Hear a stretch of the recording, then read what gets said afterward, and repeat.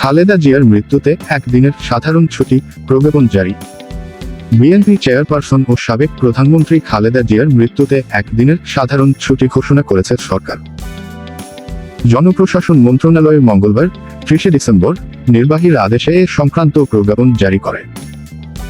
প্রজ্ঞাপনে বলা হয়, allocation of business among the different ministries and ডিভিশনসের জনপ্রশাসন মন্ত্রণালয়ের অংশের 37 নম্বর ক্রমিকের অনুগুলে সরকার সাবেক প্রধানমন্ত্রী ও বিএনপি চেয়ারপারসন বেগম খালেদা জিয়ার মৃত্যুতে বুধবার 31 ডিসেম্বর নির্বাহীর আদেশে একদিনের সরকারি ছুটি ঘোষণা করল। ছুটিকালীন সব সরকারি, আধা সরকারি, স্বায়ত্তশাসিত, আধা স্বায়ত্তশাসিত এবং বেসরকারি অফিস বন্ধ থাকবে। এতে আরও বলা হয়, জরুরি পরিষেবা যেমন বিদ্যুৎ, পানি, গ্যাস ও অন্যান্য জ্বালানি, ফায়ার সার্ভিস, বন্দরের কার্যক্রম, পরিচ্ছন্নতা কার্যক্রম, টেলিফোন ও ইন্টারনেট, ডাক সেবা এবং এর সংশ্লিষ্ট সেবা কাজে নিয়োজিত যানবাহন ও কর্মীরা এই ছুটির আওতার বাইরে থাকবে।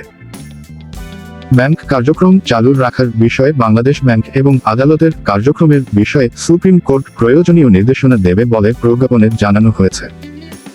তবে আগামীকাল 31 ডিসেম্বর ব্যাংক হলিডে থাকায় এদিন ব্যাংক বন্ধ থাকবে।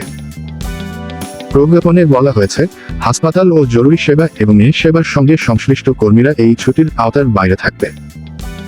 একই সঙ্গে চিকিৎসা সেবায় নিয়োজিত চিকিৎসক ও কর্মীরা এবং ওষুধসহ চিকিৎসা সরঞ্জামাদি বহনকারী যানবাহন ও কর্মীরা ছুটির আওতার বাইরে থাকবে।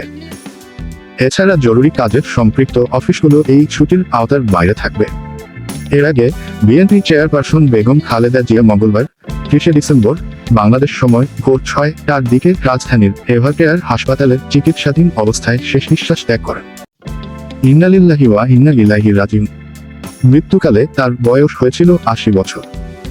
বেগম খালেদা জিয়া মৃত্যুর সংবাদটি নিশ্চিত করেন বেগম খালেদা জিয়া ব্যক্তিগত চিকিৎসক ও বিএনপি জাতীয় স্থায়ী কমিটির সদস্য অধ্যাপক ডা. এ.জেড.এম. জাহিদ হোসেন। আগামীকাল বুধবার বাদ জোহর জাতীয় সংসদ ভবন মাঠ ও মানিক মিয়া অ্যাভিনিউতে অনুষ্ঠিত হবে। তাকে তার স্বামী সাবেক রাষ্ট্রপতি জিয়াউর রহমানের পাশে দাফন করা হবে।